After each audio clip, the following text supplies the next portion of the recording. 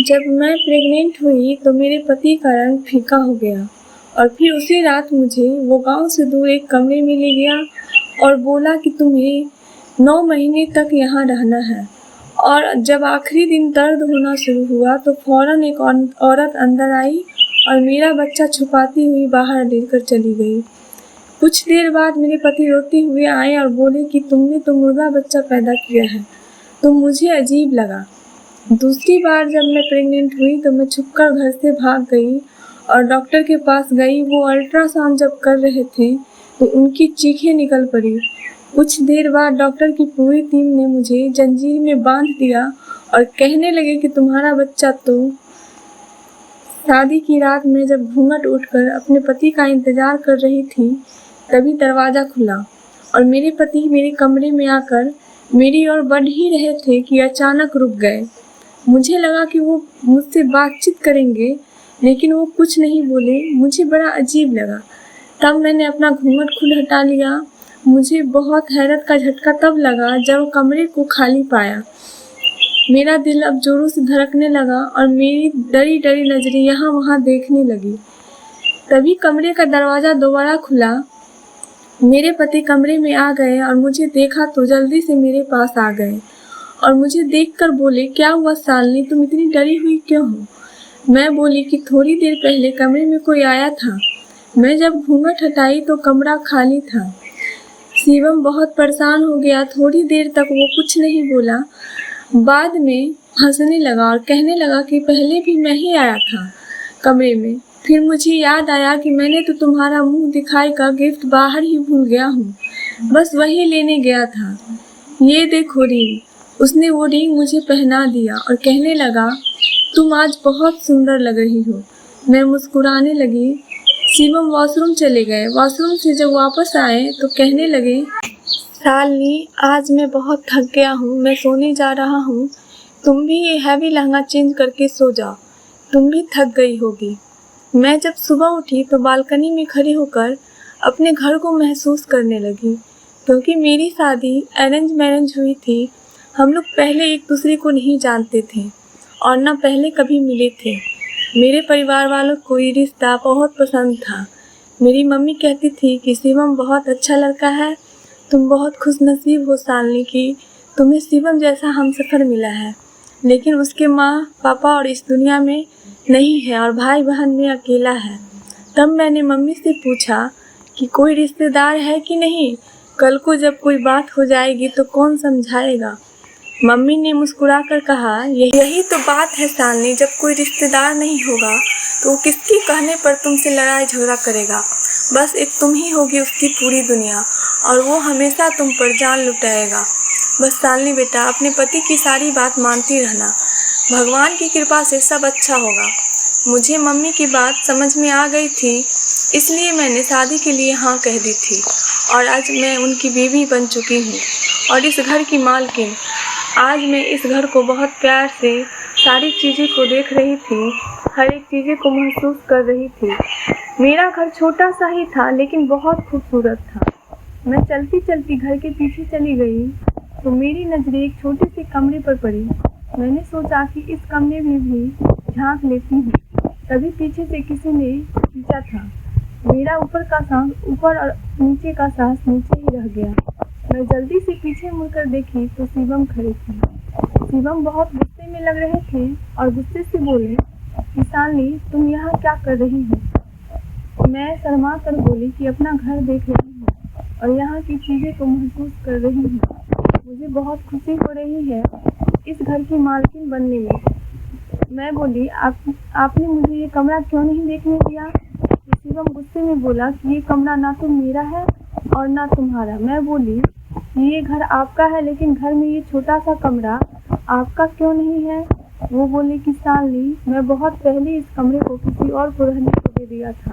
वो तो चला गया लेकिन उसका सामान अभी भी इस कमरे में ही है, इसलिए जब वो आएगा और अपना सामान ले जाएगा तब तक तुम यहाँ नहीं आओगे।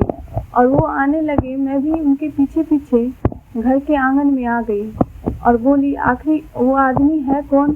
शिवम का गुस्सा ज़्यादा बढ़ गया और बोला, बस मुझे ज़्यादा बोलने वाली लड़की पसंद नहीं है।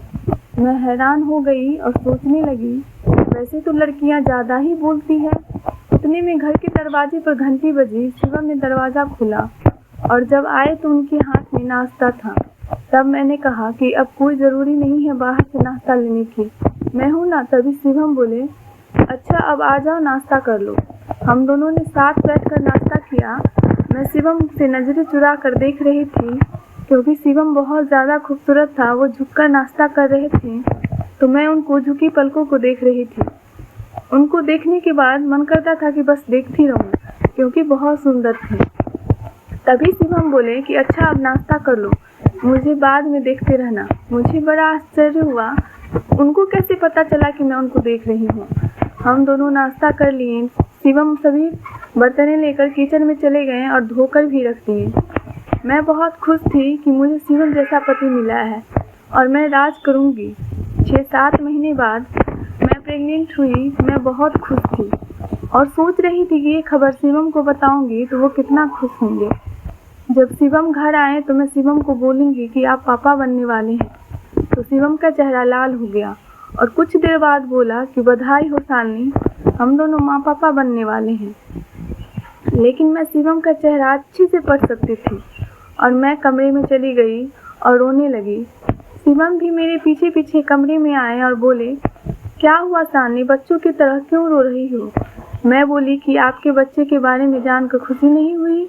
वो मेरे हाथ पकड़कर कहने लगी, नहीं शालिनी, ऐसी बात नहीं है, मैं बहुत खुश हूँ, लेकिन मेरे ऑफिस में अभी बहुत तनाव बढ़ गया है, इसलिए मैं परेशान हूँ क्योंकि मेरे ऑफिस का दिवालिया होने वाला है और मेरे बॉस कह रहे थे कि इनमें से कुछ कर्मचारियों को नहीं रखूँगा क्योंकि उतने पैसे नहीं हैं बॉस के पास, उतने पैसे नहीं है जो मजदूर को दे सके। मुझे ये टेंशन है, कहीं मैं नौकरी से हाथ न धोऊं। मैं शिवम का हाथ अपने हाथ में थाम कर बोली कि आप परेशान मत होइए क्योंकि आने वाला बच्चा अपने भाग्य से आता है। उस दिन से शिवम मेरा बहुत ख्याल रखने लगे थे। मैं उनको बहुत ज़्यादा पसंद करूँगा, वो गुस्से नहीं होते थे। एक दिन सुबह में खाना बना रही थी, शिवम ऑफिस चले गए। जैसे मुझे लगा कि शिवम वापस आ गया है, मैंने जब मुड़कर देखी तो कोई नहीं था। मुझे अपने आप पर हंसी आ गई और ये सोचने लगी कि कहाँ मैं शिवम से प्यार में हूँ, इसलिए हर जगह मुझे वही दिखाई देता है। शिवम जब रात को घर आए तो मैं अपनी सारी बातें उनको बताई, लेकिन वो गुस्से में थे। जाने दो, हम दोनों ने खाना खाया और सोने चली गई। मुझे नींद आ गई, लेकिन गर्भावस्था के कारण रात को शौचालय जाना पड़ता था। मैं उठकर चली गई और वापस आई तो मुझे शिवम नहीं दिखा। मुझे बहुत गुस्सा आया कि सुबह उनको ऑफिस भी जाना है और अभी तक यहाँ नहीं है, टीवी देख रहे हैं। जब मैं हॉल में आई तो हॉल को खाली पाई और टीवी भी बंद था। तब मेरी नज़र उस छोटे कमरे की लाइट की रोशनी पर आ रही थी। कमरे के बाहर गई तो शिवम की आवाज़ आ रही थी उस कमरे से जिसमें मुझे जाने से मना किया था। जब मैं कमरे के अंदर जाने लगी तो वो कमरा अंधेरा हो गया और शिवम रूम से बाहर आया और मुझे घसीटते हुए लेकर उस हॉल में आ गए और कहने लगे कि मैंने तुम्हें मना किया था ना इस कमरे में जाने से, तो तुम्हें एक बार मेरी बात समझ में नहीं आती? जाओ छोड़ शालिनी, वो कमरा तुम्हारा नहीं है, वो किसी और का कमरा है। मैं बोली कि आप मुझे गलत समझ रहे हैं, मैंने तो आपके हॉल में नहीं देखा और कमरे की लाइट जल रही थी, इसलिए आपको ढूंढते ढूंढते उस कमरे के पास चली गई। मैं रोती हुई अपने कमरे में चली गई। कुछ दिनों बाद मेरी डिलीवरी का आखिरी दिन था। मेरी तबीयत खराब हो रही थी। मैंने शिवम को ऑफिस नहीं जाने दी थी। दोपहर के समय जब मैं लेट रही थी तो मेरी तबीयत ज़्यादा ख़राब होने लगी। मैं शिवम से बोली कि गाड़ी निकालो, मेरी तबीयत ख़राब हो रही है। शिवम बाहर गए, लेकिन मैं बहुत डर गई थी। शिवम को बाहर गए हुए अभी तक कितना देर हो चुका था, लेकिन वो नहीं आए थे। मुझे बहुत गुस्सा आया और मैं दर्द से चिल्लाने लगी। कुछ देर बाद शिवम एक औरत को लेकर आए और बोले कि बहुत पुरानी ताई माँ है, ये तुम्हारी डिलीवरी करवाएंगी। मैं दर्द से कुछ बोल नहीं पा रही थी, लेकिन बस इतना कही कि मुझे अस्पताल ले चलो। शिवम मेरी बात अनसुना कर दिया और कमरे से बाहर चला गया।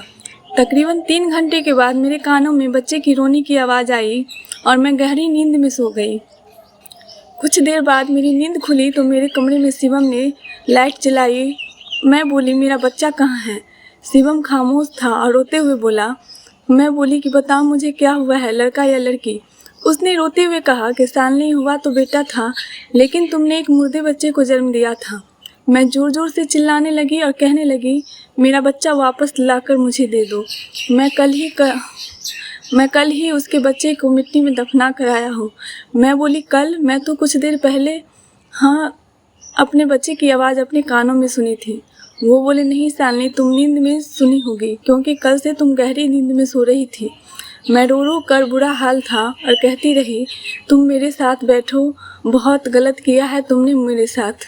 मुझे हॉस्पिटल ले जाने के बजाय एक ताई माँ के हवाले कर दिया। मुझे शिवम का चेहरे से नफरत हो गई थी। मैं उसका चेहरा भी देखना नहीं पसंद करती थी। कुछ दिन बीत गए, अब माँ बनने की चाहत नहीं थी, लेकिन फिर से मैं प्रेग्नेंट हुई। एक दिन मैं सहमी सी गहरी सोच में बैठी हुई थी, तभी बगल की आंटी एक आई और कहने लगी कि मुझे बहुत दुख हुआ ये जानकर कि इस बार भी तुम्हारा बच्चा मरा हुआ पैदा हुआ। लेकिन तुम चिंता मत करो बेटी, भगवान इस बार शिवम को एक बच्चा ज़रूर देगा, क्योंकि शिवम के पहली पत्नी को भी 3 बच्चे हुए थे, लेकिन वो भी मरे हुए थे। शिवम की पहली पत्नी कह रही थी कि उसे बच्चों की रोने की आवाज़ सुनी, लेकिन वो मानो सुनते ही मेरे सिर पर ज़मीन ये बात सुनते ही मानो मेरे सिर पर ज़मीन आसमान टूट पड़ गई। और मैं बोली पहली पत्नी? वो आंटी बोली कि क्या तुम्हें नहीं पता इस बारे में? वो मुझसे नज़रें चुरा कर जाने लगी और कहने लगी कोई बात नहीं बेटा, उसका अब डिवोर्स हो गया है, अब शिवम सिर्फ तुम्हारा है। मुझे शिवम से अब डर लगने लगा था। मैं घबराने लगी और कमरे में गई, 2 से 4 कपड़े बैग में पैक किए और वहाँ से भाग गई। मैं सोच रही थी कि शिवम पहली पत्नी सच ही तो कह रही होगी। इस बार मैं अपने मायके नहीं गई, क्योंकि शिवम भी वहाँ आ जाते और मेरे माँ पापा शिवम के साथ मुझे ज़बरदस्ती भेज देते। मैं अपने दोस्त के यहाँ रहने चली गई, क्योंकि मेरे दोस्त और उसकी माँ बस 2 लोग ही रहते थे, इसलिए मैं उनके घर चली गई। मेरी दोस्त की माँ नर्स थी, इसलिए वो मेरा बहुत अच्छे से ख्याल रखती थी। मैंने उन्हें सारी बात बता दी थी। एक दिन मैं और आंटी हॉस्पिटल गए चेकअप के लिए। डॉक्टर ने मेरा अल्ट्रासाउंड किया तो वो चीख पड़ी और बाहर चली गई। मैं और आंटी एकदम से हक्का बक्का रह गए। थोड़ी देर बाद नर्स के साथ आई और मुझे जंजीरों से बांध दिया। मुझे बहुत हैरानी हुई। तभी आंटी बोली कि ये क्या कर रही हो तुम लोग मेरी बेटी के साथ? क्या कर रही हो? खोलो ये जंजीर, नहीं तो मैं पुलिस को बुला लूँगी। तभी डॉक्टर ने कहा कि ये सब मैं आपकी बेटी के लिए ही तो कर रही हूँ। ये देखिए, बच्चा आधा शरीर इंसान और आधा शरीर जानवर का है। ये देखकर तो मेरे होश ही उड़ गए, इसलिए मैं आपकी बेटी की गर्भपात करा रही हूँ। लेकिन आंटी ने कहा कि रुक जाइए, हम लोग पता करते हैं। जैसे तैसे आंटी मुझे वहाँ से लेकर चली आई। आंटी को बोली मुझे अपने पति के घर जाना है, इन सारे सवालों का जवाब अब वही देंगे। मैं अपने घर गई तो मेरे पति उसके छोटे से कमरे में बैठे हुए थे। मुझे देखकर वो डर गए और हैरानी से मुझे देखने लगे। तब मैंने उनसे पूछने लगी कि क्या सच है, मुझे बताइए। वो कहने लगी कि बहुत समय पहले मेरे यहाँ एक नौकरानी काम करती थी और कभी कभी उसके साथ एक जवान बेटी भी आती थी। वो बहुत सुंदर थी। मैं उसको देखकर मोहित हो गया था और उससे दोस्ती कर ली। हम दोनों एक दूसरे से कब प्यार कर बैठे। कुछ दिनों बाद वो प्रेग्नेंट हो गई और अपनी माँ के साथ मेरे घर पर आई और कहने लगी मुझसे शादी कर लो।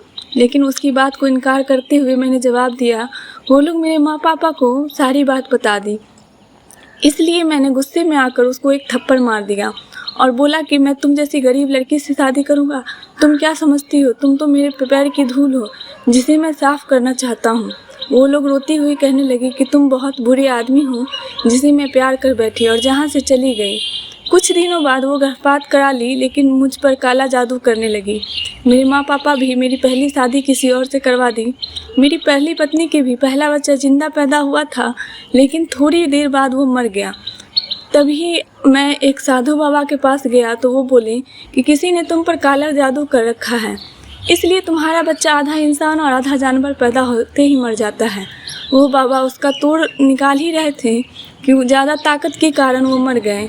वैसे ही मेरी पहली पत्नी के 3 बच्चे हुए थे, सभी मर गए। तब मेरी पत्नी को हम पर विश्वास नहीं हुआ तो वो मुझे तलाक देकर चली गई। उसका सामान सारा अभी इस कमरे में है। इस घटना के लगभग 10 साल हो गए थे। तब मैंने सोचा कि तुमसे शादी कर लूँ, शायद अब काला जादू का असर कम हो गया होगा। लेकिन अभी भी वही हुआ जिसका मुझे डर था। मैं अब शिवम को तलाक देना चाहती थी। तलाक के कागज़ पर हम दोनों ने हस्ताक्षर कर दिया था। हम दोनों अलग हो चुके थे। 9 महीने के बाद मैं उस बच्चे को जन्म दी, लेकिन उस जादू की वजह से वो भी बच्चा मर गया। मैं अपनी मम्मी पापा के घर चली गई। वो लोग मुझे बोझ समझ कर नहीं, बहुत प्यार से रख रहे थे, बहुत प्यार से स्वीकार कर लिए और अब मैं अपनी ज़िंदगी खुशी खुशी बिता रही हूँ। लेकिन वो यादें मेरा पीछा नहीं छोड़ रही हैं। आपको ये कहानी कैसी लगी हमें कमेंट बॉक्स में ज़रूर बताएं और लाइक शेयर करें और ऐसी ही कहानियों के लिए सब्सक्राइब करें। धन्यवाद दोस्तों।